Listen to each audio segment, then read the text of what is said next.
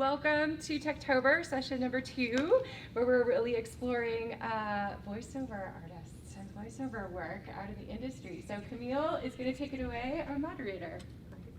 Thanks, Annie. Yeah, I'm so excited to speak with you both, Ellen McLean, John Lowry, all the things that you've done in your career. I'm not going to read the whole thing. Probably good. Yes, right. Opera, musical theater, voiceover, film, so many things. The voice of GLaDOS from Portal, probably one of your biggest things that you're known for. And then John, I mean, you've done all kinds of voiceover work. You're an author. It's amazing. You've had amazing careers. Well, I like to say that I can do anything but hold a steady job. So. Well, I want to start out and just ask you, how did you get started in acting? Like, were you acting as young adults? Did you start off kind of early in your lives as actors or music? My first theatrical experience was as the Virgin Mary in the 4th grade. And the reason I was cast is because I had the longest hair. When I was born in the Triple Army Hospital in Honolulu, the nurses there called me the B-29 because I cried 2 octaves lower than all the other babies. My voice never really changed.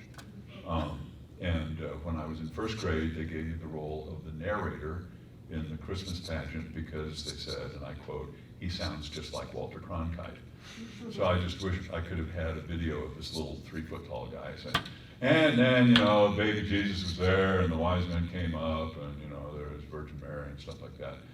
It must have looked and sounded hilarious, but I've always had a low voice, and I think when I got in Boulder, Colorado, where I grew up, they started having theater in junior high school, like 7th grade. And I got involved in productions through junior high and high school, but I was really always more interested in music, which is what the first part of my career was. I was a guitarist and a composer. So. Did you study music? Yeah, I studied composition at Indiana University, got a bachelor's and a master's, and a lot of doctoral candidates say, all the dissertation. When you're a composer, I did the dissertation first. I wrote this piece for orchestra, but then I got bored with the classes, and I did not want to go into teaching in academia. Nothing against academia, but it was not for me. And so really, composition was my main thrust. But it turns out that any art form that takes place in time rather than space, that is music, storytelling, any kind of storytelling, theater, film, video games, stuff like that, all kind of obey the same rules. When you're writing a piece of music, you try to create tension, which then needs to resolve, and that gives music its forward thrust. When you're telling a story, you try to create tension, it then, from time to time, resolves. And so that when I wrote my novel, I felt very much supported architecturally to know how to create a large form architecturally that has a drive forward, oh gosh, what's going to happen next, stuff like that. So when I met Ellen in Europe, we met actually in Arnhem, the Netherlands, on a European tour of a Broadway show, and I was playing guitar and banjo in the orchestra, and she was in the cast, and she thought I was so handsome that she thought I should become a voice actor. Did you still sound like Walter Cronkite? I did, yeah. And that's the way it was in Arnhem, Holland, and that's how I met my girlfriend. But another thing about music that has helped us both, I think, is because Ellen studied singing. I mean, that was her fach. But when you train your ear, as an opera singer, when you study diction in Italian and German and French, you know that everyone doesn't pronounce their vowels the same. Everyone doesn't pronounce the consonants the same. And so if you are asked to reproduce someone else's accent, you're going to have a much better shot at doing that because you've already trained your ear to listen for details like that. So both of us are musicians first, In our training, right? from Right. the early years. Mhm. Ellen, how did you go from playing the Virgin Mary To the slutty life that you led ever since then? how did you go from there to university? Were you studying music there? And then how did you? Well, I always knew that I wanted to be a singer, always. I just wanted to sing. So, there were opportunities, of course, at school, in the choir at school, and also even my grade school in the 8th grade did a musical, and I was cast in that, and then high school musicals. And then I grew up in Nashville, Tennessee, and the North Carolina School of the Arts was just starting up. And my mother heard about it, and my sister was a dancer, and I was a singer, and she took us over there and we auditioned, and we both got accepted, so both of us were going to an art school in high school. And as John said, even in high school, I was studying French and Italian and German along with my music classes, so I was already picking up different sounds in my ear. And then I went to school in Boston and, finished my bachelor's in music and got a master's in music, all geared toward opera. And when I moved to New York, it was easy to get auditions for music theater. If you wanted to audition for opera, you needed a manager. And I didn't have that, so I started to audition for music theater. And I got cast, because I knew how to sing. And I think an important part here, the importance of lying in getting ahead. Ellen got into Actors Equity, the Actors Union, by crashing a Right, I union crashed audition. an audition. Well, because of my roommate, the Right. wonderful Mary Stout, Right. who is still working. And she had gotten called back for a national tour and Broadway company for My Fair Lady. And she said, Ellen, you should come to the callback with me. And I said, Mary, I don't have my union card. I don't have my equity card. And she said, come anyway. So I went with Mary and the stage manager of the auditions. Mary said, give him your resume. And I gave him my resume. And it just so happened that there was someone in the audition, along with Rex Harrison, who had seen me in an audition the week before and said, oh yeah, she's good, you should see her. So I went in, I auditioned, I got cast. My friend Mary didn't, although she's done a number of Broadway shows She's done great, yeah. since then. And that's how I got my union card, by crashing an audition. So I didn't really lie. No, you said, rules, we don't need no stinking rules. That's what I said. Right. That's what I said. So I've always, Well, so I should back up. So that's how she got her equity card and started acting in theater. How I met her was I was going to Indiana University, and he did tell a lie. right, and people and they were going to do a production of Showboat, which is another tour, which is the show that I met Ellen on, and I was one of the only guitarists at Indiana University because they didn't really have a guitar program, and they asked me if I could play banjo as well. And I had never played banjo, so I said yes, and went out and bought a banjo and learned how. But I have to say that when the conductor for the tour, the European tour, asked me if I could triple on violin, I did not say yes to that. I have my limits for lying, so lie, but within reason, Lie only when you think you can back up the lie, that's all I'm saying. Great advice. So how did you end up in the Pacific Northwest? Well, really, by the time by the time we got married, Ellen was really burnt out on being in New York. Yes. It's really just psychologically wearing. It just wears you down because you're going to so many auditions where there are 50 people who look just like you and they're Well, all fabulous. So many auditions where there are 400 young women who Right. look just like you. Right, right. It's- Yeah. And you know, it can just get dispiriting. She was just kind of burnt out. And so we decided that I'd go back and work on my doctorate at Indiana University. And then I decided that I really didn't want to teach in school, at a university in academia. And I wanted to do something else. And so we had heard there was a lot of theater out in Seattle. And we just decided to go.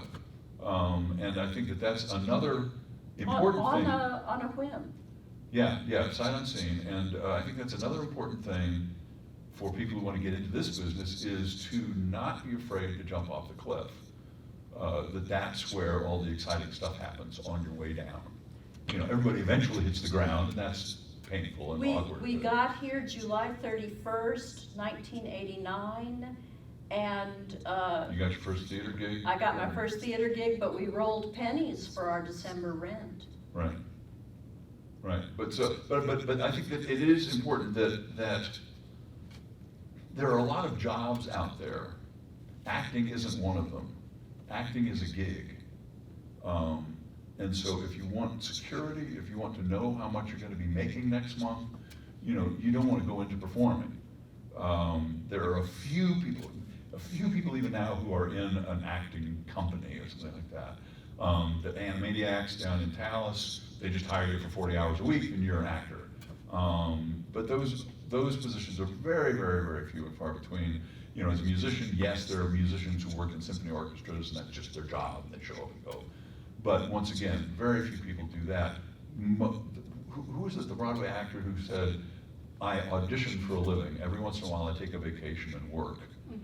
You know, auditioning is the hard part. And so, you know, I think that it's important for young people to know that if really to have a shot at this insane, arbitrary, capricious business, that you want to take as many chances as possible. You want to be in as many places in as many times as you can, hoping that sooner or later you will be at the right place at the right time. I trained as a composer, Ellen trained as an opera singer. We ended up getting world famous in a field that did not exist when we did our training. There were no video games with actors when we were going to school. So,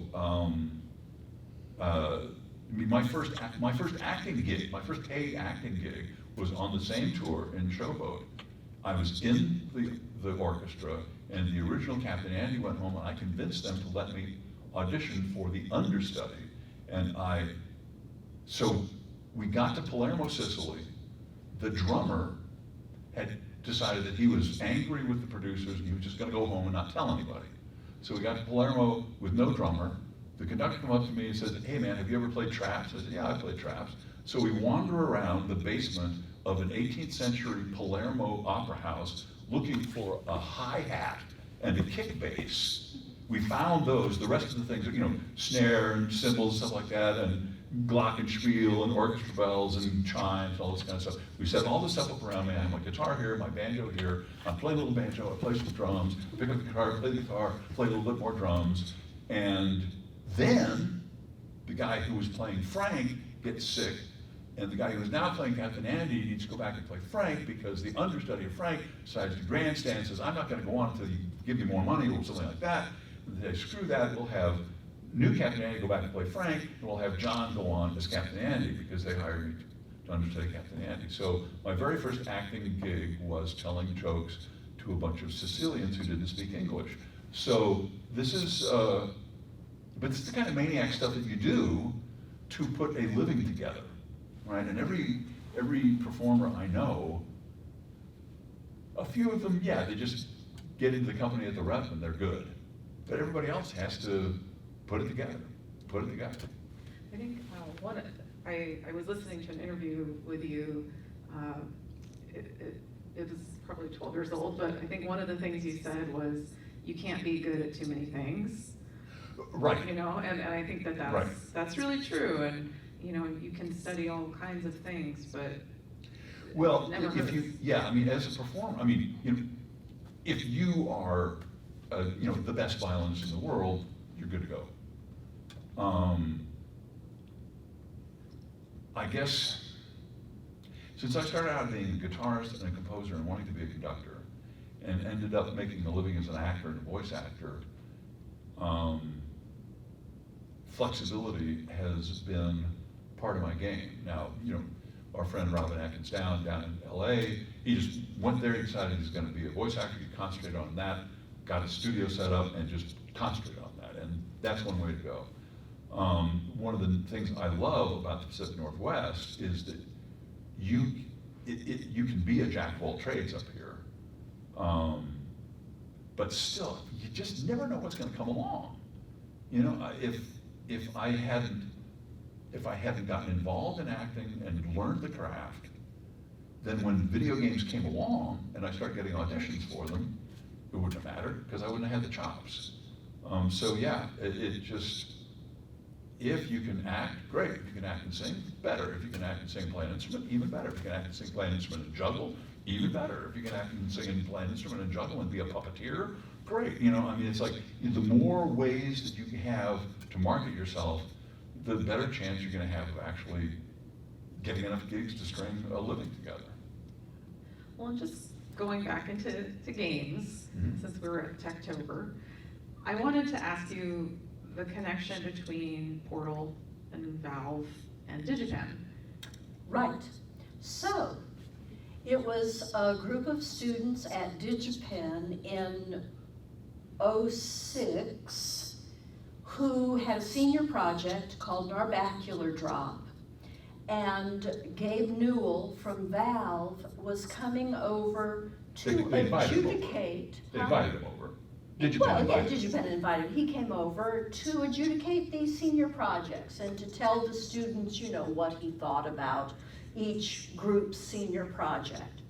So the Narbacular Drop kids, one being Kim Swift, one being Jeet Barnett, presented Narbacular Drop to Gabe Newell. He didn't say anything. He walked out of the room. And they thought, oh my God, what have we done to offend him? He goes out of the room. Obviously, he makes a few phone calls. 10, 15 minutes later, he comes back in the room and he says to the team of Narbacular Drop, would you join me in a conference room down the hall? And so they did, they went down the hall. And Gabe Newell said to them, I would like to hire all of you right now. And he did, and he And basically, gave, they said, okay, you've developed a game, you have a budget of $0, come up with a better game. And they did, and they did. and then you that said, was okay, well, now Portal. you have a budget of $10 or something, you know, you have Well- a tiny budget, and. Well, and the thing is, they made the game with a computer-generated voice, because it was available. And then they realized that that voice was copyrighted, so it was cheaper to hire an actor to do the voice than use this computer-generated voice. And so I did an audition, and I was asked to sound as much like this computer-generated voice as I possibly could, and I won. And so I was cast as GLaDOS and made Portal, and then, of course, they made Portal 2. So, Was that your first experience with voiceover in no, gaming? I had worked for Valve before. I had done Half-Life 2, Half-Life 2, right. and I had done Team Team Fortress 2. Fortress 2. Right, right. Had been hired by them. So, but I did the audition through, you know, I had gotten the audition through our agent, Jamie Lopez. So, But this is another, I think, salient point, that I started doing voiceover in Seattle, like 1990 or so, and started doing video games about 94. And all this time, we were theater actors, and she was also an opera singer. She was doing some opera as well. But of course, we would, you know, just trying to pay the bills. And I kept bugging her to get a voice demo and start doing voice work too. And Ellen would say, no, they only hire men, they don't want my kind of voice. And this is for years, for like 8 years, I was trying to get her to do a voice demo. Well, she got a voice demo, and now she's like 1,000 times more famous than I am. So I think that there is a very good lesson to learn, to not type yourself out. When people hear my voice, they say, oh, of course you're a voice actor, you have this deep voice. And when they hear my voice, they think, oh, she's a sweet little old lady.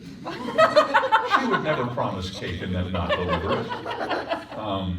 But particularly, if you go back to the 50s, 60s, there were lots of commercials that were voiced by voices just like mine. But even when you get into the 80s and 90s, that was really starting to change. And nowadays, they're just do not think you don't have the right type of voice. They need all kinds of voices. And particularly when you get into fun stuff like anime and animation and video games, stuff like that, there are all kinds of different characters, so they're going to need all kinds of voices. People think that, if there's a hero, they're probably going to hire somebody like mine. Or if there's a soldier, they're going to probably hire a voice like mine. But that's not true anymore, because heroes, particularly in anime, are cute. They all sound like they're in junior high school. And that's kind of the new, this young, cute, spunky, energetic hero. The bad guy is going to sound like me. The bad guy's going to be great big, have great big muscles, and he's going to have a deep voice. But it changes all the time. So just don't type yourself out. I love it. Sorry. I wanted to ask, when you work on a game, how long are you usually recording with that team? I'm sure it varies per game, but Yes. Right. what is that process like? Well, for Portal, for example, I came in the very end of the process. They had all the lines. I probably did 3 or 4 sessions, and that was it. That was everything. And the session is anywhere from 1 to 4 hours. Right. For Portal 2, all the designers didn't want to work with a stand-in voice. They wanted to work with my voice. And so I recorded over a period of about 10 months going She's in. shy. The reason they didn't want to work with stand-in voice is because the character of GLaDOS had become so central to how the game worked. The character developed by my wife, this actor, that they wanted that voice. They did not want some, because a lot of times when they're developing a video game, they'll just have some coder record the lines, just what they call placekeepers. It's like, great, okay, so we have these lines in here. But they felt that GLaDOS so drove, the personality of GLaDOS so drove the game, that even though they didn't know what the final lines were going to be, they wanted Ellen reading. Right, because the story kept changing. I mean, they kept Wildly Eric changing, Wolpaw and Jay Pinkerton and Chet Falasek kept rewriting stuff. I mean, completely changed the story. So it was a great gig Right. over 10 months. Yeah, you were in there like once every 2 weeks. Yes. For 10 months, right? Yeah, yeah. And then something like Team Fortress 2, which just kept developing. And of course, and this is the thing, when they realized, I mean, even back in the 80s, and I knew that digital was going to change everything. And one of the problems with digital was that it was going to make it almost impossible to protect your intellectual property. That anybody could make an absolute perfect copy of whatever it was that you did, whether you were a band or making a movie or anything else. And video games early on realized that as soon as the video game was released, that they had worked for years on, within that day it was going to be pirated and sold. And so the business model of video games changed. It had to. How are we going to make money doing this? Because people want the games, but it takes a lot of money to make them. And so it changed from a novel model where you write a book and then it's published to more of a magazine model where we make a game, we do or do not charge to buy the game, but we add all kinds of cool little things to make the game better and you subscribe to those, and so that protects the company from piracy. And Team Fortress 2 was right on the cusp of that. It came out, it was released, people bought it, it was immediately pirated, and then they started adding cool hats and cool weird things and new chapters and all this kind of stuff. And so for TF2, we were in and out of the studio over 4 or 5 years. Whenever they came up with a new idea, we would come in, and of course with Eric and Jay and Chet, each idea was more wackadoodle than the last one.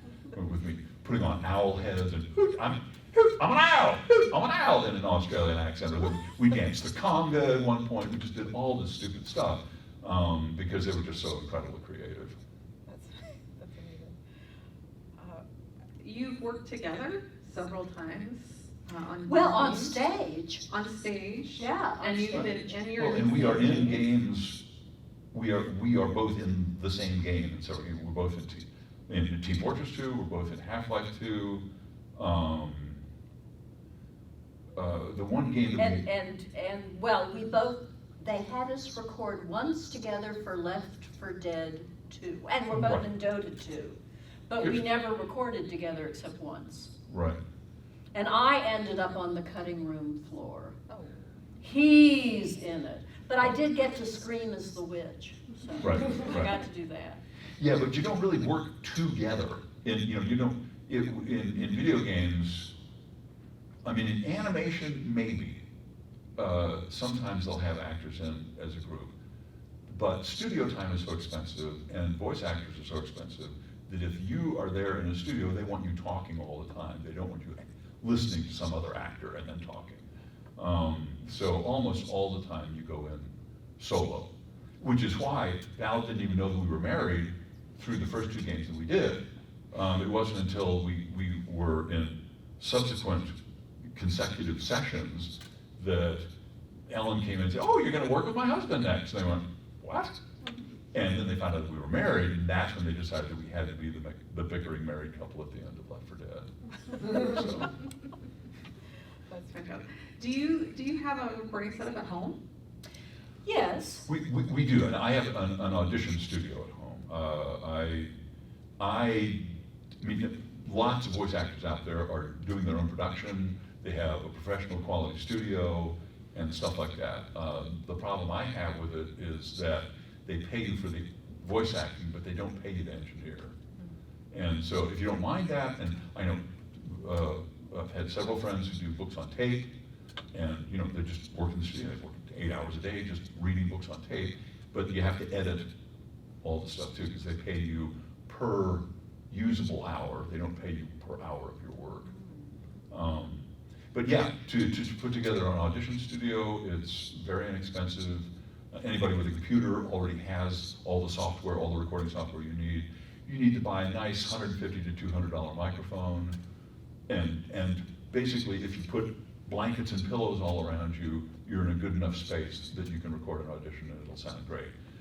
It's if you want to do your own productions that you start looking at $5,000 or $6,000 microphones or $10,000 microphones and some architecture to give you acoustic isolation and stuff like that.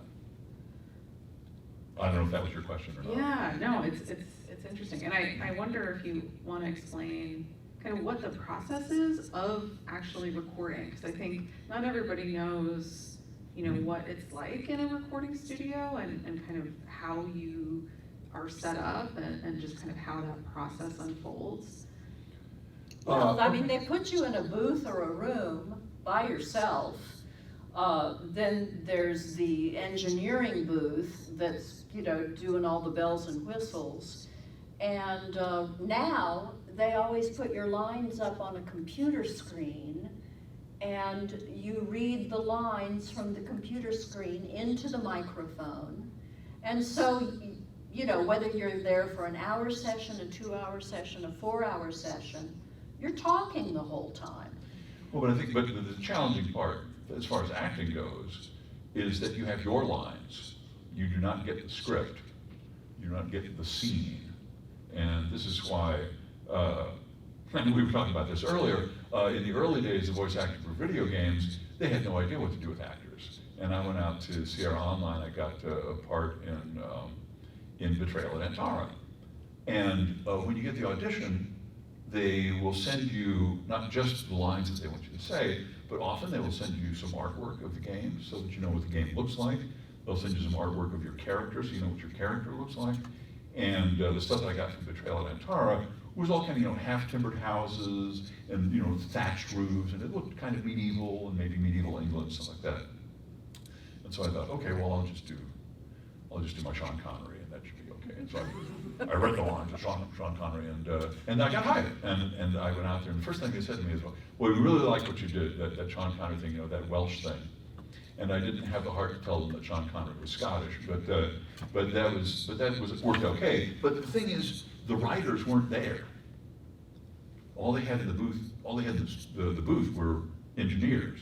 I was in the studio, and I would ask them why I was saying something, because my example is WHAT question mark. How would you say WHAT question mark? Anybody? What? That's a way. Okay, so, but what you're responding to is, your wife just had a baby. Saying, what? Probably is not the way to go, right? What? I have a wife? So what you need is to know what you're responding to. And one of the canards of acting is that acting is reacting. That you're constantly being fed something and you don't want to decide ahead of time how you're going to say a line. You want to wait to see what your acting partner is going to do, because then you will respond to that. Because as human beings, we only talk if we have a reason. And I like to, the way I teach acting is I say start from zero. The first question you have to ask yourself as an actor is, why would my character talk at all? Why not just relax? Why not sit back, have a beer, let everybody else talk? We only talk if we have a reason to talk. And there are all kinds of different reasons to talk. And I to analyze why I'm talking now. Well, part of why I'm talking now is I want to impart information. I want to help out young people who want to get into the industry. But maybe there's some, I like being the coolest guy in the room. I like everybody else thinking that I know more about acting than they do. There's all kinds of status things. We have noble motivations and we have utterly ignoble motivations.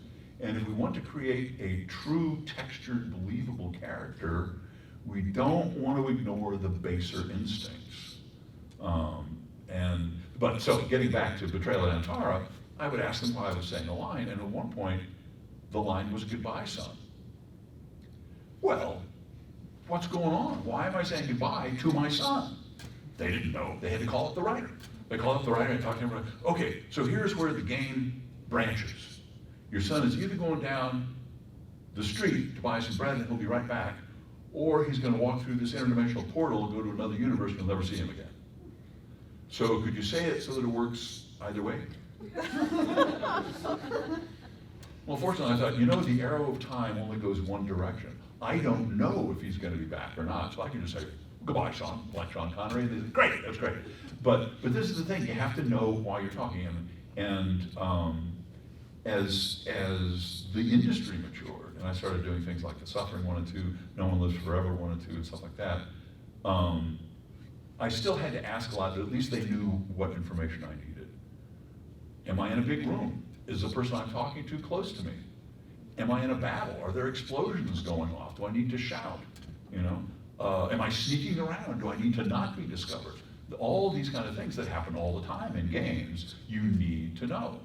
And so that got a lot better.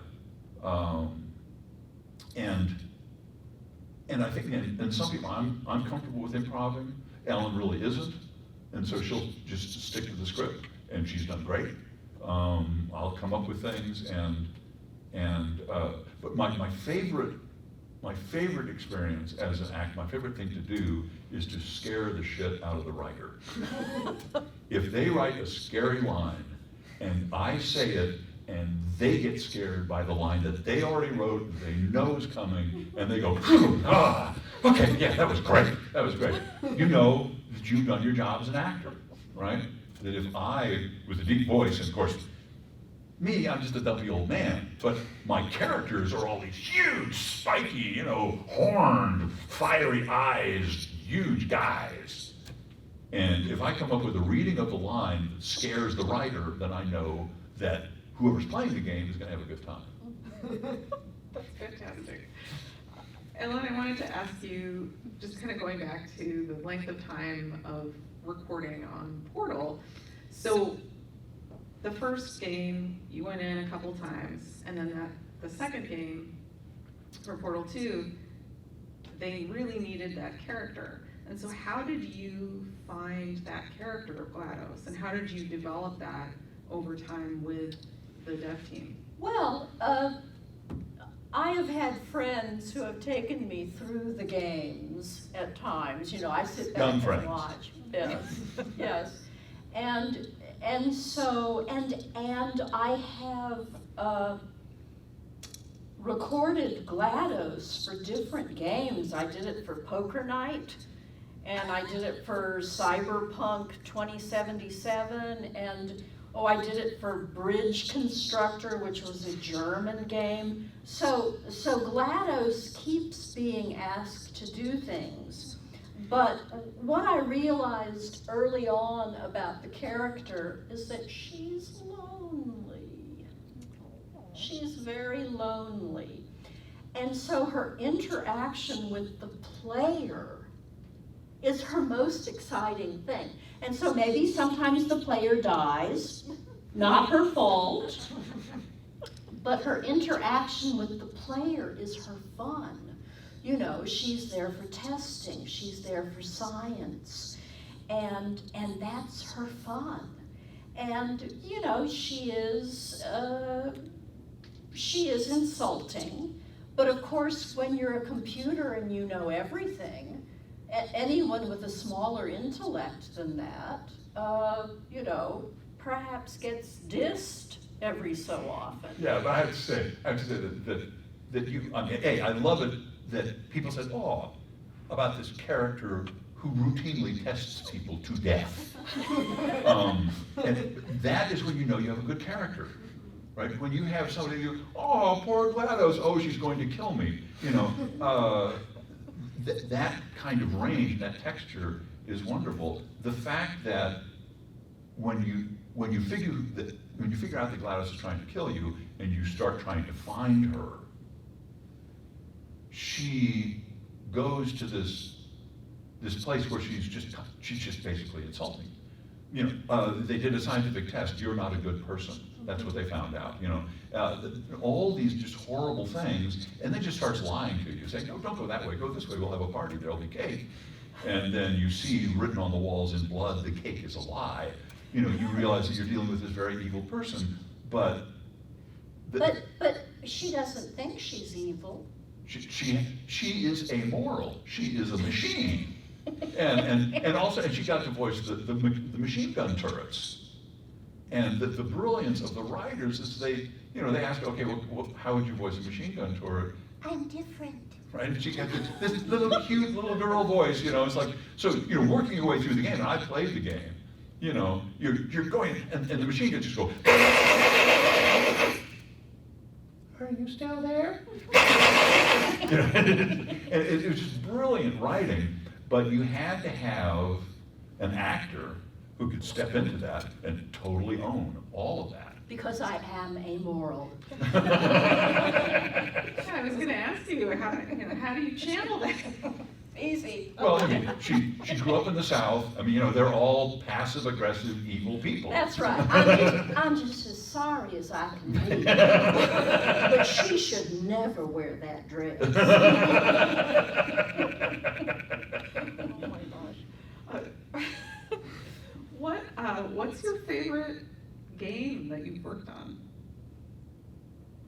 Well, I don't play games, so, you know, it's... I mean, favorite game to play that I worked on? Either. I mean, I think that the favorite game to work on, I'd have to say was Team Fortress 2. Because, I don't know if any of you guys have seen any of the videos, the Meet the Sniper, Meet the Heavy, stuff like that. Doing Meet the Sniper was a lot of fun for me. But it was because, A, the writing was, you know, the sniper is a guy who's professional, he takes great pride in his work, but he also insults people after he kills them. You know, he says, the bullets come out of the sling, mate, you know, and stuff like that. That kind of repartee and that kind of wit is just a lot of fun to do. And also it lasted so long, we really got to get into the character very well. My favorite game to play that I was in was Half-Life 2, which I think is just a bang-up fun game. And the funny thing for me playing that game is I play all the citizens. Male citizens. All the male citizens, right? My friend Mary Kay Irvin plays the female citizens. But my wife plays the Overwatch, which is this voice basically guiding the bad guys to the player. And so when I'm playing the game, I'm always glad to see me, but my wife is always trying to get me arrested. So it gives it special. And of course, a friend of mine played it, and he came up to me one time. He said, "Larry, I'm always getting killed because the citizens come up, and I think you just walked in the room. I turned around, and somebody shoots me." So that was fun. And and the funny thing is, I think I'm a rather nice person, and I know. I mean that seems to be the experience of some people. But when we were auditioning for roles in Dota 2, Defense of the Ancients 2, I auditioned for a lot of the heroes, and I didn't get any of them. And Bill Van Buren, one of the producers, said to me, he said, "Well, we're saving you for something more poisonous." And I ended up playing the big spider, Broodmother. Right. And Death Prophet. And Death Prophet, right. So that's, people see me as an evil genius, which I suppose is okay. It's a compliment in a way. That's right. When you were on stage, when you're doing musical theater or opera, what kind of roles did you have there? Well, when I was younger, I did a lot of ingenues, the sweet young thing who falls in love. And, but then you move through that period. And it actually was, and even in opera, I was all the Inas and the Eddas, Susanna and Despina and Norina, the sweet young thing, high notes, But here's where versatility really helps, because and a lot of young women, if you want to get into theater, there is a trough. Right. You're young and pretty, and then But you're not a character woman yet.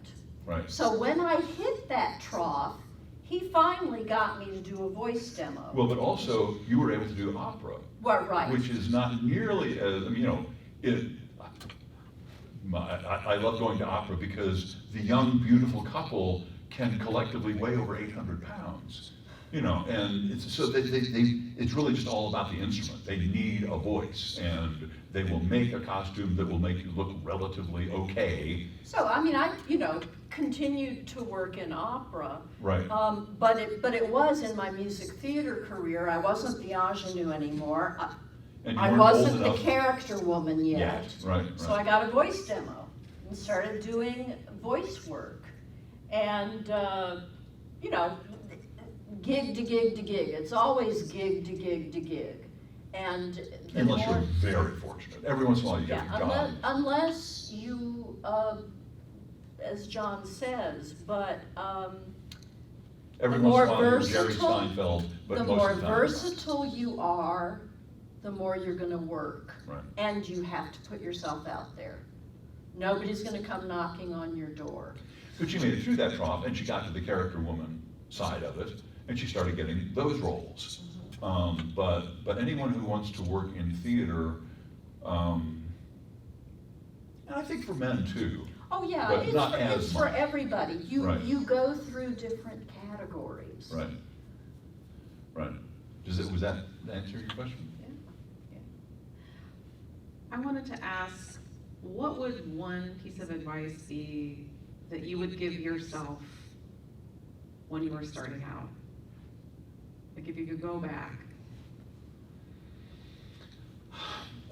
People often ask me that, and I have to say, I've always been an improviser.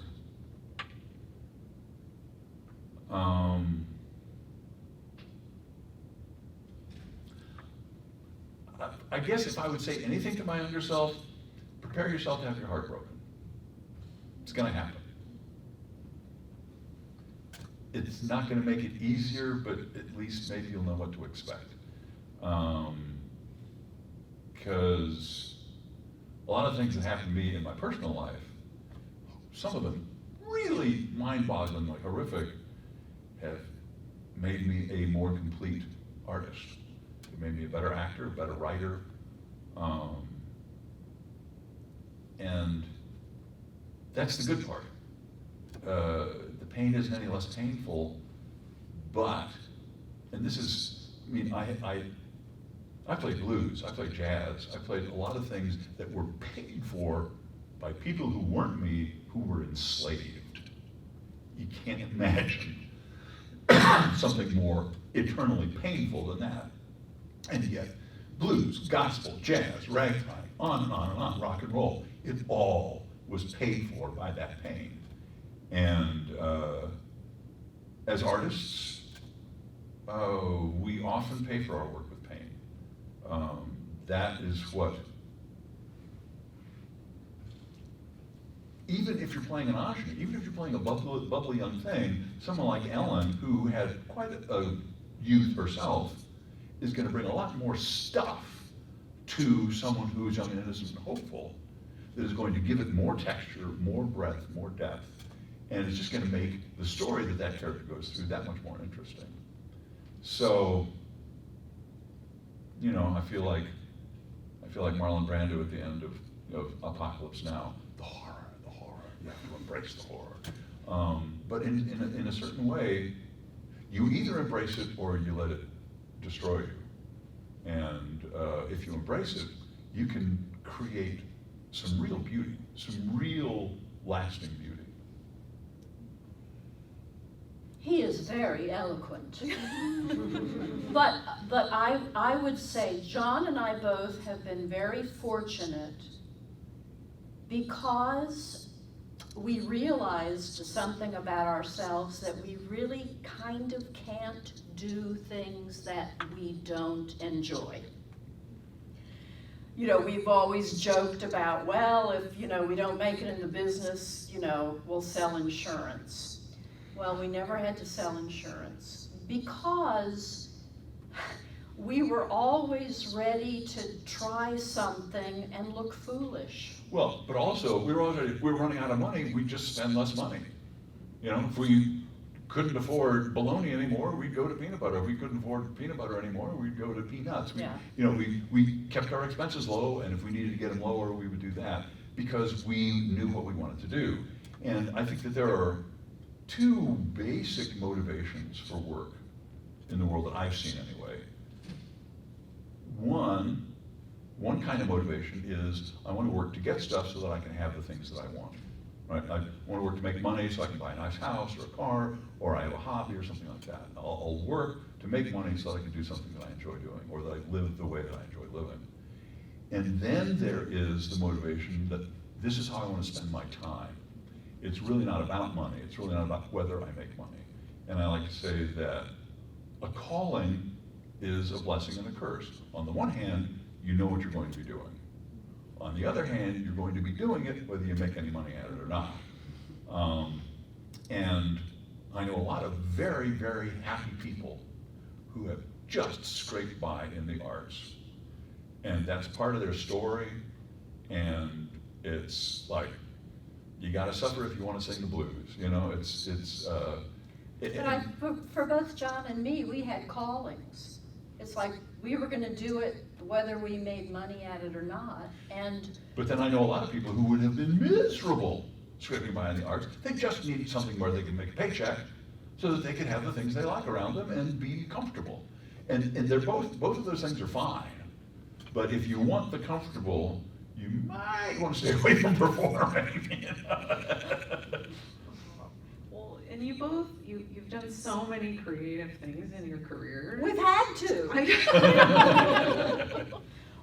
What do you do now that brings you joy? I mean, what kind Well, of creative interestingly, you know, in June we did an opera that was written for us.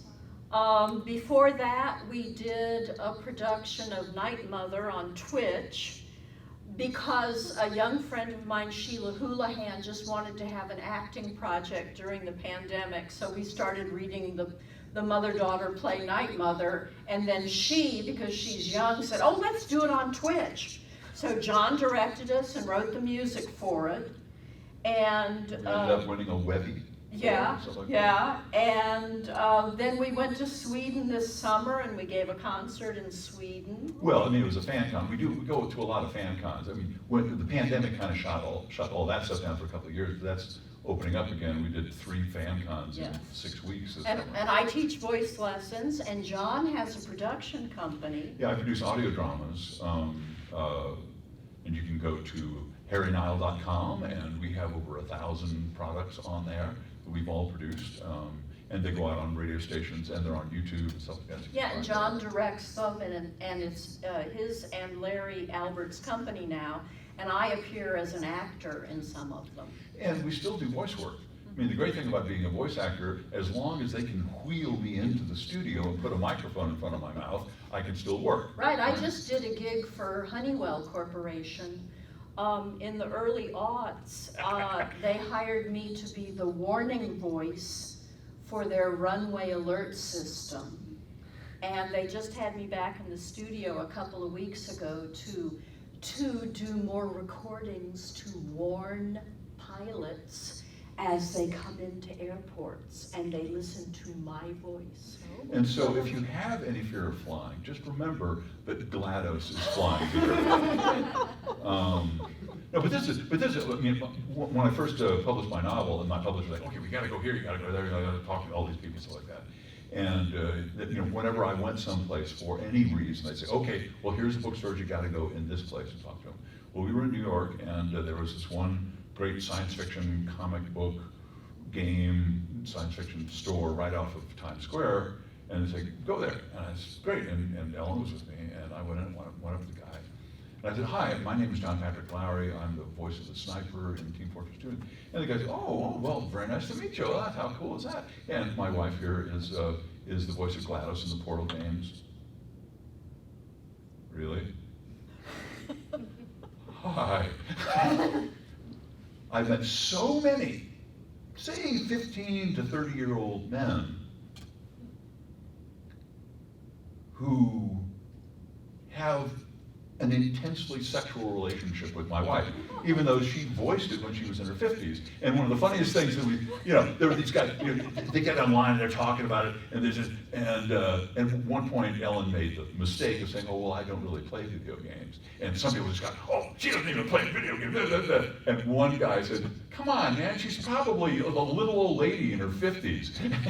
And this one guy got it. But of course, when she talks into the microphone, if you talk into the microphone, if any of you talk into the microphone, I can't tell how old you are. I mean, maybe, if you've been smoking a long time, drinking a lot of whiskey, there's wear and tear on the voice, I can hear that. But the nice thing about voice acting is that you can be any age.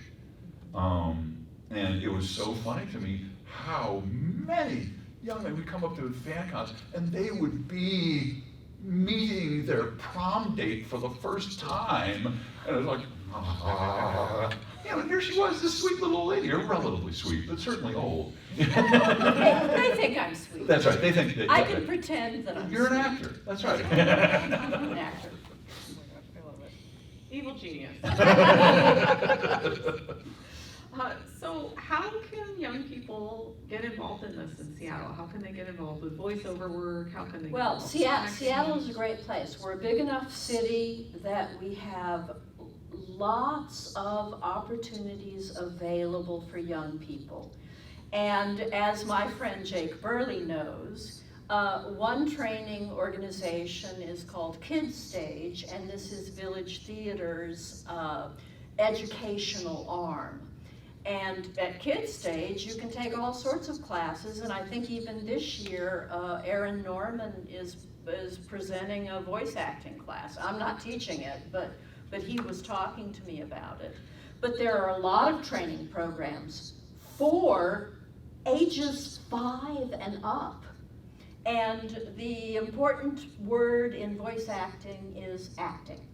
Right, So, you learn to really be need an to learn how to actor. act. Now, there are various ways to get into it, and certainly plenty of people gotten into voice acting by being radio DJs, and they need to put together a commercial, they just hire the DJ at the radio station to do it. And our friend John St. John kind of got into it that way. And we were DJs at WFIU, the NPR station at Indiana University, where I was going to school, and that's how we got our first commercials.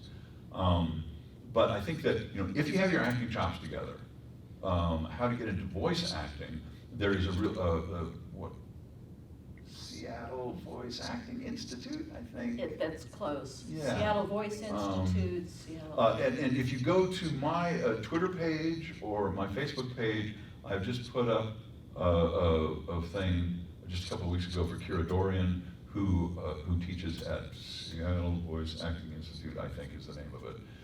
But the thing is, she teaches online, it's all Zoom. There are a lot of people who teach on Zoom, so that you can take classes from an LA voice actor or a New York voice actor. And then to get into the actual work, how you get jobs as a voice actor is you audition. So the trick is, how do you find auditions? There are a couple ways to do that. The best way, and I'll explain why, is to get an agent. To get an agent, you need a voice demo. Now, someone like Kira Dorian can teach you, make your voice demo, and get you all set to go.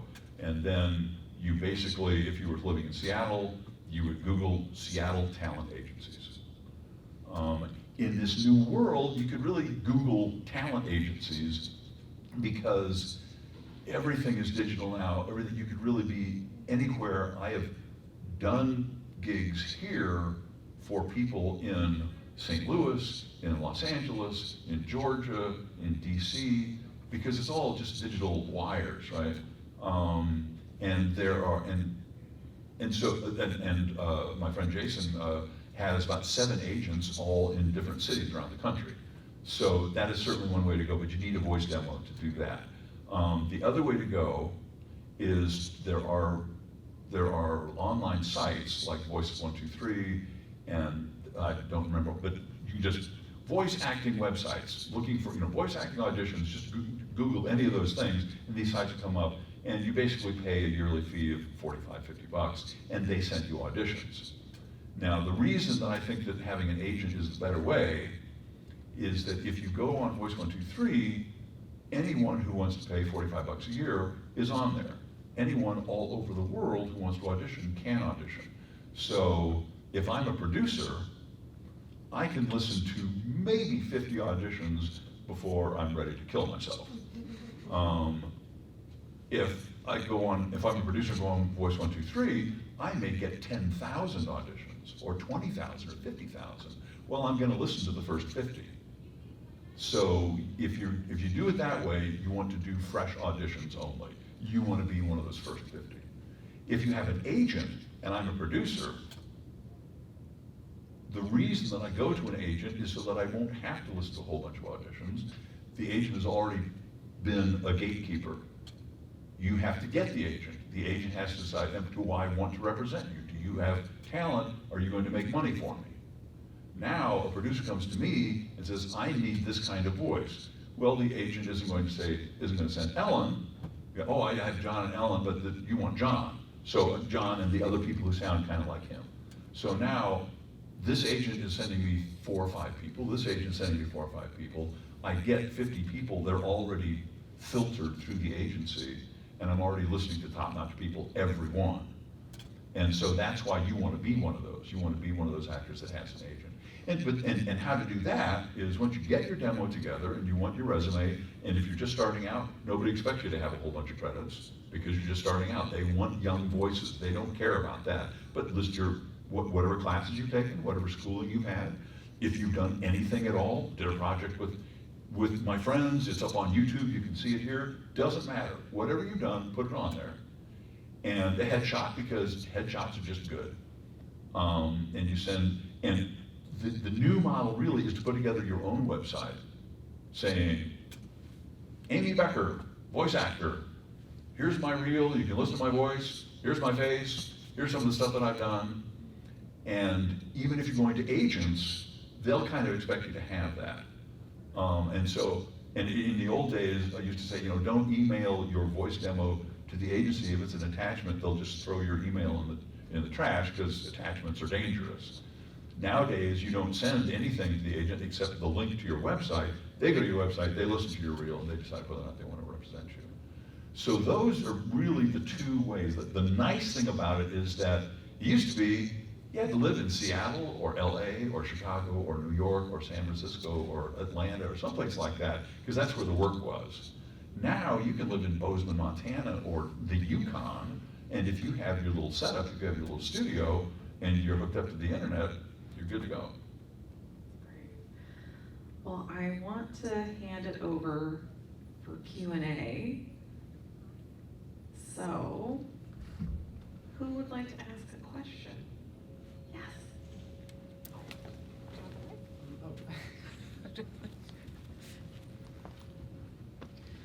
Hi, I'm Becca Elsie, and so you've done a lot of voice acting over the years, and one of the things that I was wondering is when you're doing voice acting, especially for you, Ellen, how much of it is your voice, like especially with GLaDOS and modulation, but like also you've done the sniper who has like a very, very unique voice that you've done.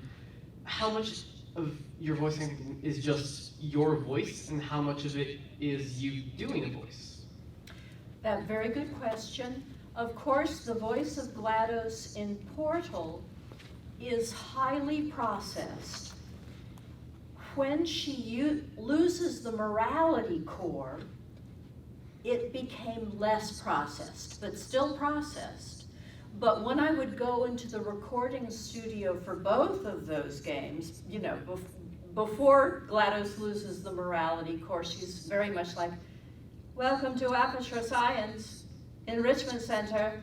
But then after she uses the morality core, it's more like, we're a lot alike, you and I. You tested me, I tested you. But even in the recording session, I would be given prompts of earlier sessions that I'd recorded so that I stayed in a pitch range. Because Bill Van Buren, who was one of the producers, if my voice went to a higher above the pitch range or lower below the pitch range, the processing, it just didn't sound like GLaDOS. So I had to be very careful about staying in this particular pitch range. So that brings my ear into the equation. I mean, I had to. But then talk about Broodmother. Well, Broodmother. I mean, as far as you're asking how much is her voice and how much is doing a voice. I mean, just do Broodmother.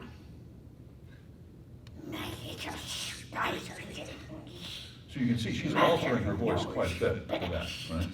And not only how she produces the sound, she's putting pressure on her vocal cords to get that kind of rasp, but she's also decided that Broodmother has a lateral lisp. Yes. So she talks like this. And so this gets into, creating character voices is, when you're in animation and when you're in video games, there's a lot of that. But that's not all voice work. A lot of voice work is just announcing, giving information, stuff like that, being clear. But when we're talking about creating a character voice, basically, there's two areas. There is how you produce the voice.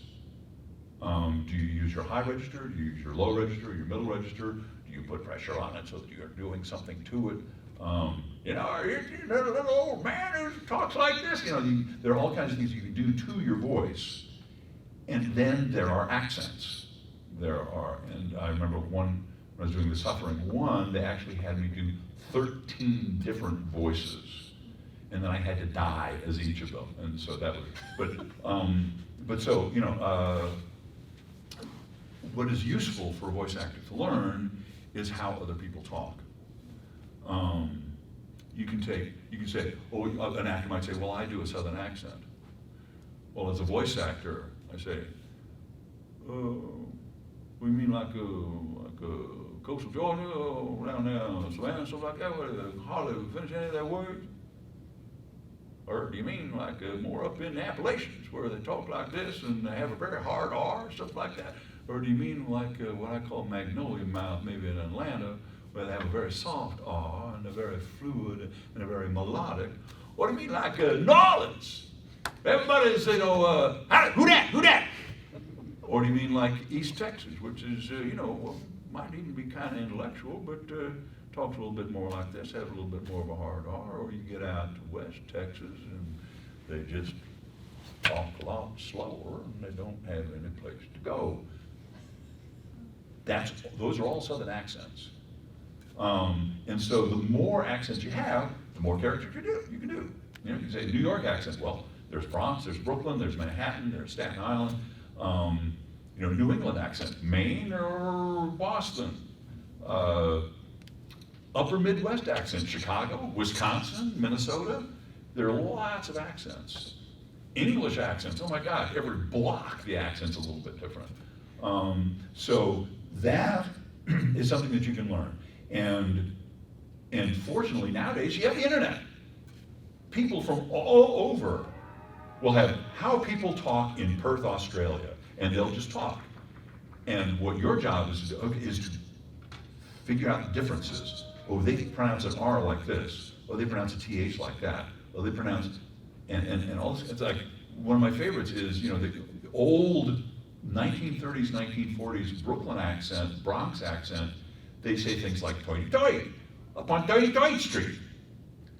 They changed 30 into toity, right? It turns out that in coastal Georgia and New Orleans, they do a similar thing, but not the same thing. They don't say church, they say church. Church.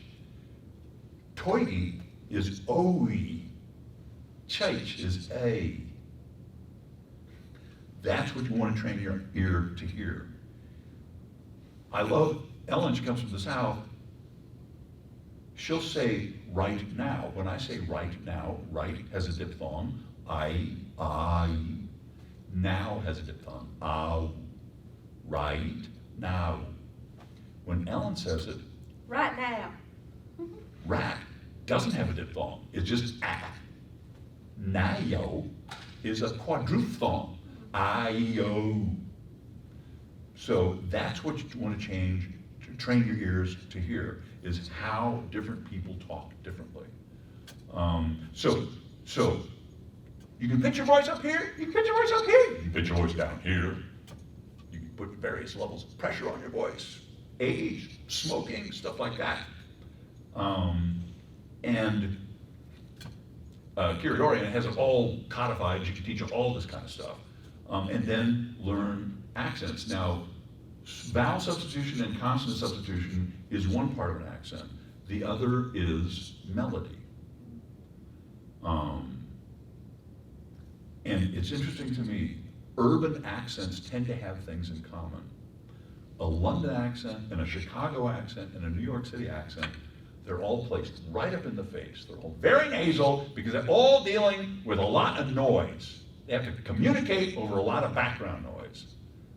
So in London, it's like this. In New York, it's like this. In Chicago, it's like this. But they're all kind of brassy, right? Poor people tend to have brassy voices because they're around a lot of noise. If they're in the country, not so much. Rich people tend to talk like this because if they need something to be communicated, they'll get their butler to communicate it for them, right? So they're all very relaxed. They don't have very many problems. It tends to be very mellifluous and back. But you can learn about and the history of accents. There was a while in our ugly racist past when we thought that black people talked a certain way, and it was just a black accent, and they learned English the black way, and they talked the black way. This is a stupid thing to think from the get-go. But why Americans thought it is that a whole bunch of black people left the South to get away from Jim Crow and moved to the North, where they met a completely different kind of racism, which put them into ghettos. They were no longer slaves, but now they were with their own kind. And so these Africans who had been kidnapped and brought to America and taught to speak English by Southerners learned to speak English like Southern people did. When they moved up to the north, they were crammed into a ghetto and only spoke to each other, so they kept talking like Southern people did. And so people with dark skin and Southern accents were thought to have a black accent. And if you were a voice actor of color who was raised in Seattle and went to public schools and talked exactly like me, you'd have a problem getting work because they wanted you to talk like some urban person, which is a Southern accent that has been transplanted to the north. But that kind of history can help you. A London accent, a London announcer accent in 1930 would sound like this.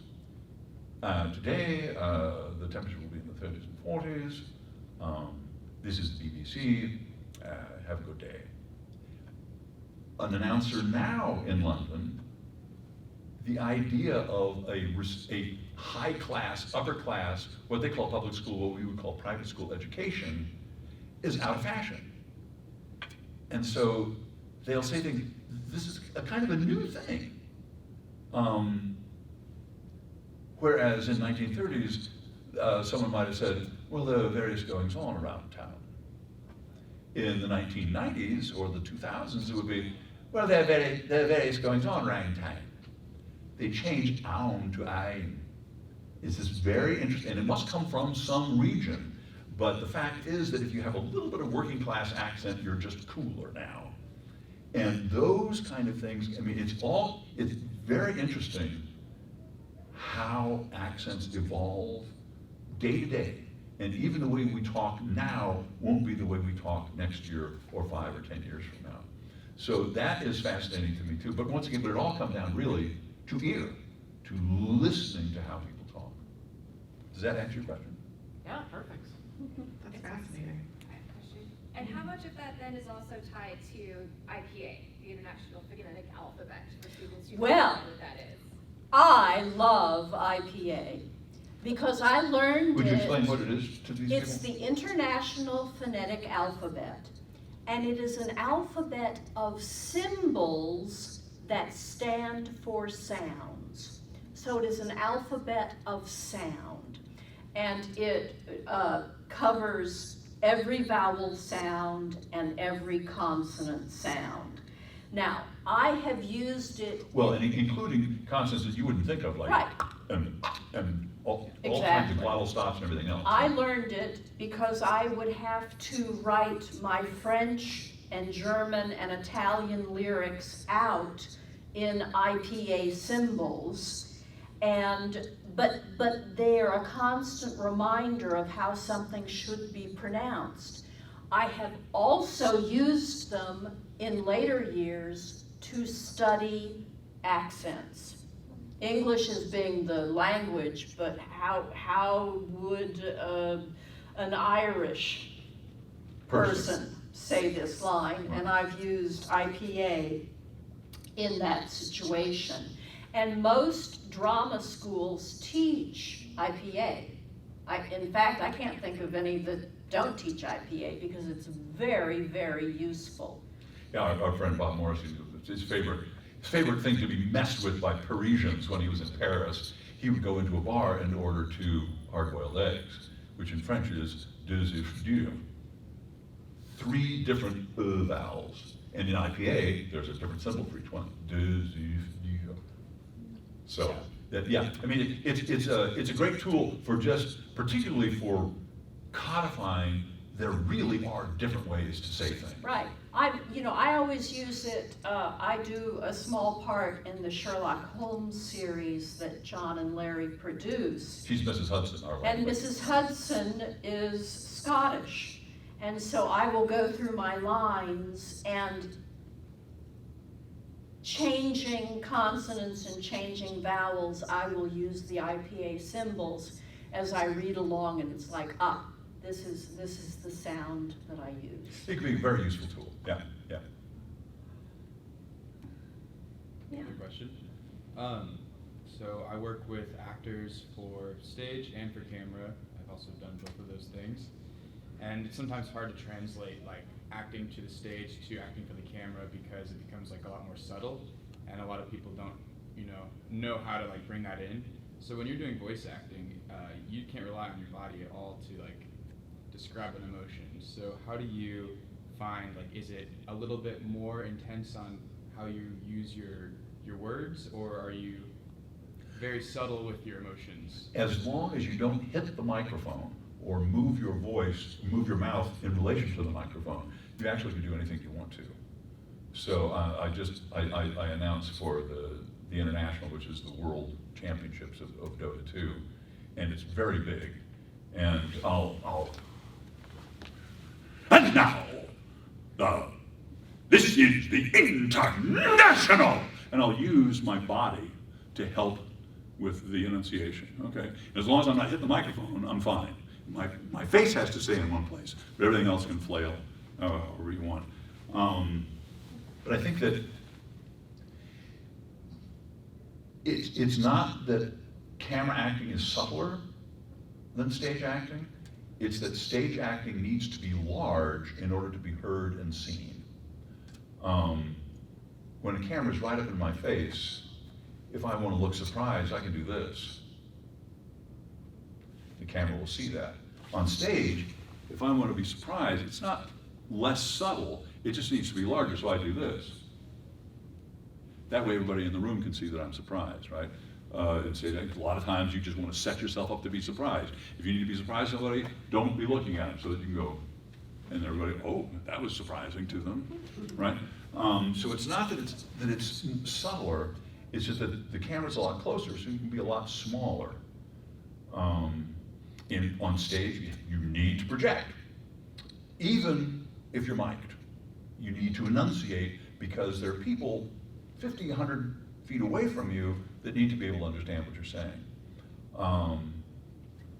But I think, being on camera or being on stage, the feelings still need to be true and Right, honest. right. No matter how far you need to project them. Right, I like to say the example of, what if an actress was given the job of playing Ellen McLean in the Ellen McLean story? Ellen McLean has a huge personality, right? So they're going to be doing big things, but if they are imitating Ellen McLean, it'll seem fake. They need to be Ellen McLean. They need to understand, what is it about Ellen McLean that makes her bubble up and need to be so large? Because it all comes down to motivation and intention. All of it.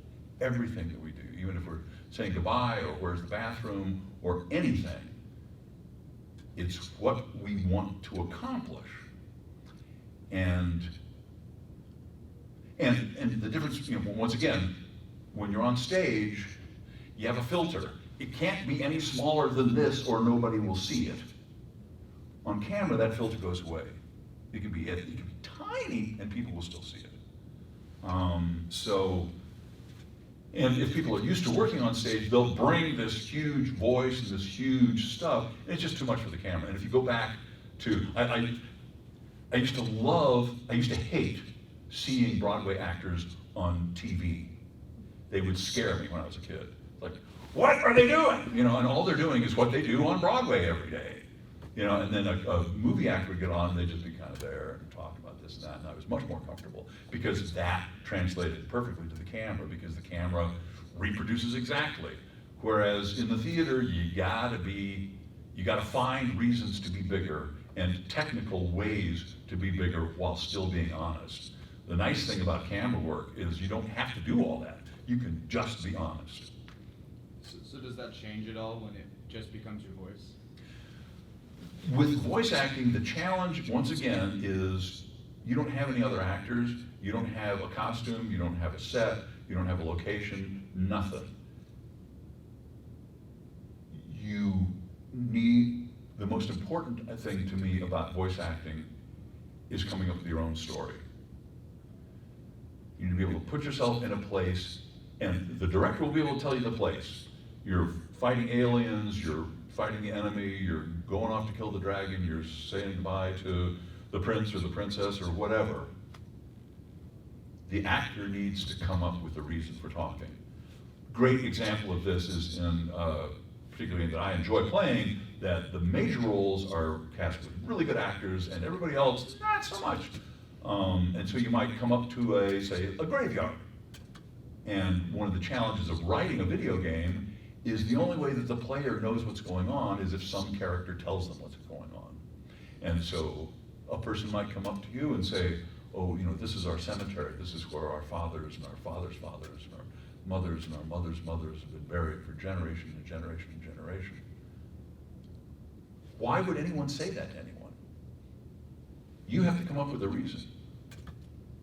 And if I was the actor, I would say, this is our cemetery. This is where our fathers and our fathers' fathers are buried. Our mothers' mothers are buried for generations. We don't know what the story is, but I'm pissed off about something. And as a player, we say, okay, what's going on? What's going on? I haven't just recited information to you, information that you need. I have come up with a reason for this particular person to come up to a stranger and tell them off so that they now have this information. So it's all about storytelling. And I can't stress that enough. If you're not telling a story, go do something else. Stories are how we live. Each of us tell our own stories. We take three little tiny pieces of data and create an entire universe story for ourselves, where it so happens, just big surprise, that I'm the hero, right? And we're all doing that all the time, and we got around the campfire 1,000,000 years ago to share our interpretation of the universe, to share the story that we think is what's going on, and how we fit into it, and what we should do next. And we love stories, whether they have language in them or not. We love a piece of music that has no language in it because it's telling a story. It takes place in time. It has emotional exigence. It needs to do things. We need it to do things. If we don't need it to do things, we're not interested. If it's got a good beat, yeah, we all move. Why do we move? Well, because we want to get laid. Really, that's why we do it, right? How do you get two large, dangerous, unpredictable, omnivorous mammals close enough so that they can actually make babies? Well, you codify it. You make up some moves so that everybody's doing the same thing. Oh, I'm actually touching you, but I'm touching you in a waltz. We know why that is. You know that I'm not going to stab you or eat you or burn down your village because we've made it safe. And music is one of the ways that we do that. We're all moving the same way. We're all moving at the same time. We know that we're on each other's side, so we're safe. And so we can do the things we need to do. But we do it all in time. We do it all in time. We need something that is going to motivate us to get from this instant to the next instant. And maybe from this instant to the next century, so we can wonder what all the interceding steps are. Fascinating. Thank you. When you're voicing a character for a video game or animation, and the producer doesn't really have a clear idea, or That never happens. whoever's in charge, they don't really have a clear idea for what they want your character to sound like. How do you go about creating that voice, and at what point do you decide this is what this character is going to sound like? Well, that's really a feedback situation. Well, it's happened to me. For Portal, I had to sound like the computer-generated voice.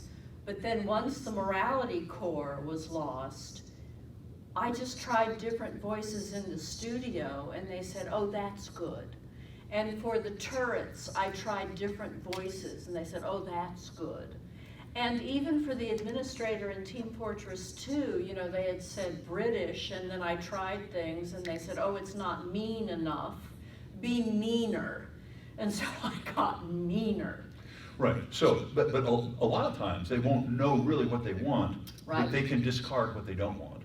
And so that's where flexibility comes in. If you can keep coming up with different things, You know, that's, oh yeah, let's try some of that. No, not some of that. Well, you got anything else? And so you bring out something else, and you can get to where they say, yeah, because basically you're trying to come up with a voice that will fit the animation and will fit the world, right? So does that help? Any more questions? So earlier you were talking about how when you got into the process of voicing GLaDOS for Portal 2, you eventually learned that she was a character who was lonely. Is that when you two made the song, GLaDOS' song, which was supposed to be an Easter egg for Portal 2 that didn't get in, was that your thought process while writing that? Yes. You are speaking of the song that we named GLaDOS song. Many people call it Don't Say Goodbye. But it came to me, the song just came to me, and then I thought, oh, this is, the song came to me before I thought that it was connected to GLaDOS. And then I wrote the A section, because the song is, the structure is A-A-B-A. So it's verse, verse, bridge, third verse. And I came up with the verses, and then I was on a walk, because I knew I needed a bridge. And the bridge came to me on my walk. But it all came together, and it was like, this is GLaDOS. Because, I don't know, you know, the creative process is hard to analyze. But John and I recorded the song at home, and we gave a copy of it to Bill Van Buren, who was one of the producers, as I said, for Portal 2. And, you know, he was very nice and said, oh, you know, this is a nice little song, but I don't think it fits in anywhere. And I could hear Eric Wolpaw's voice, nah, not evil enough, nah, too sweet. Too sweet, too not nice. sardonic. But Eric's a very nice person, but cynical is not enough. But then John and I did an interview with Jagger from Vice magazine. Jagger Gravning, right? Jagger Gravning, and he said, he knew John was a composer, and he said, Ellen, have you ever written anything? And I said, well, I wrote this little song, and, you know, and we played it for Jagger, and he wanted to connect it to our online interview, and I said, oh, no. The recording isn't good enough. So he paid for us to go into a recording studio and record the song. John did an arrangement on guitar, and I sang it, and then John, you know, put it out on YouTube, and that's sort of... Oh yeah, and the fans responded very positively, because, you know, this is the other thing that we found out, that if you're an actor in a movie, people sit in a dark room listening to you tell them a story for a couple of hours. If you're playing a video game, you are trying to kill or avoid being killed by my character for thousands of hours. The relationship is much more profound. It's like a foxhole relationship, you know. So. But I do think it was sort of me exuding my feel of who GLaDOS is. So yeah, she's lonely. She's a computer. She's not even a she. She has no sexual configuration. No, but Carolyn is in there. That's true. She That's was true. influenced by Yes, Carolyn. yes. I have assimilated all the game lore, you know, all the Portal Reddit And, comments. and of course, one thing that the folks at Valve know very well and use very well is that it's a lot cooler to put questions out into the universe than it is to put answers. You put questions out there, people can come up with answers, and boy, do they. And it's fun. And if we ever told them, oh no, this was actually what it is, it would just make it less fun. So we just leave all the questions, and the Twitterverse and the online universe just is endlessly creative. And that's why we're here. And I have done so many interviews, and no one has ever asked me about that song before. So you're just weird. I get that a lot. I wear this every day. Yeah, I'm a bit weird. Good, it's good. Any other questions? Yeah. So earlier in your arts career, video game voice acting wasn't a thing. Uh-huh. Are there any like up and coming or future possibilities for voice acting right now that you're excited or interested about? Well, the thing that excites me and interests me is that I don't know what they are. They're all being developed by people at least 50 years younger than I am. And this is why we both like to say, if you want to get into this work, one of the best ways to do it is find young yahoos like you who want to get into coding, or want to get into animating, or want to get into level design, or something like that. Put a whole bunch of you together and create something, put it out on YouTube. This is the bad thing about democratizing the arts is anybody can do it. The good thing about democratizing the arts is anybody can do it. So you run into the fact that has been a fact ever since mass media came out. How do you get attention? There are a lot of voices out there. But if you come up with a brand new video game, cool. If you come up with a brand new thing that no one's ever thought of yet, that's going to be 8,000 times cooler. But you just never know. It's a bet. You're gambling and you're investing in your future. But never say no to creativity. If somebody has a wackadoodle idea and you have the time and you want to get involved, do it. See if you can turn it into something, because if it's something that no one has seen or heard before, that may create an entire new generation of work like video games did.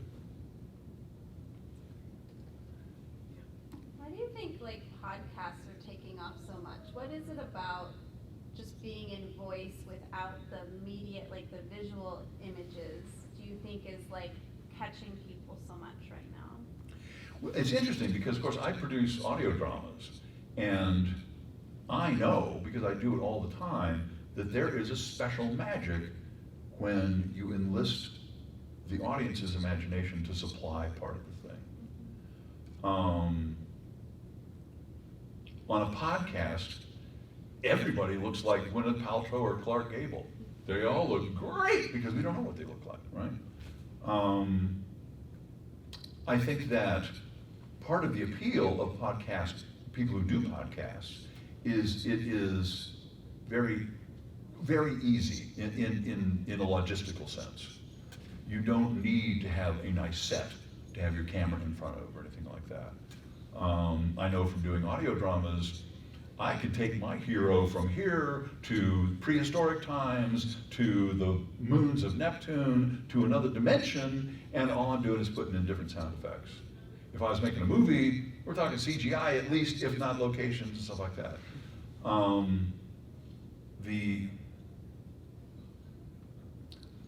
The fun of podcasts is that we like people talking to us. It makes us feel like we're in a community. I think the downside of podcasts is that the rhetoric of tone of voice gets involved. And the rhetoric of tone of voice doesn't actually carry any information except information about the emotional state and the state of mind of the speaker. But you can get into a situation where somebody really believes that immigrants can't be in this country, and people hearing him say, oh, well, he really feels this way, maybe he's got a point. If you were reading the same lines, it wouldn't have any impact. You say, is this a good idea, is this not a good idea? The same thing happened with print, and this is online. Anybody can put something online in a really nice font.